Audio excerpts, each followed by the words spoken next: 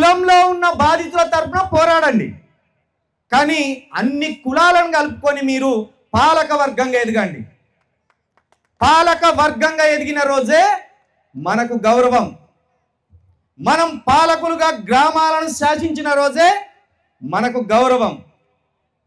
నేను ఒకటి చెప్తా, ఇంతకుముందు మన పెద్దలు ఇక్కడ యెహోవాయందు నమ్మిక ఇంచువారు వానిని కృప ఆవరించి ఉన్నది అని చూడగానే నేను బైబుల్ చదివినవాడిని, బైబుల్ చదువుతా, బైబుల్ చదివినవాడిని.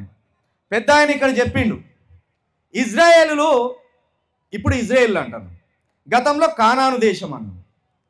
ఐగుప్తులు వాళ్ళను ఎప్పటికప్పుడు చిత్రవదలు పెట్టేటోళ్ళు, వాళ్ళు బానిసలు అన్నాడు. ఐగుప్తులో ఉన్న బానిస జాతిని కానాను దేశానికి చేర్చడానికి మోషే ఎన్ని వ్యయ ప్రయాసాలు అనుభవించిందంటే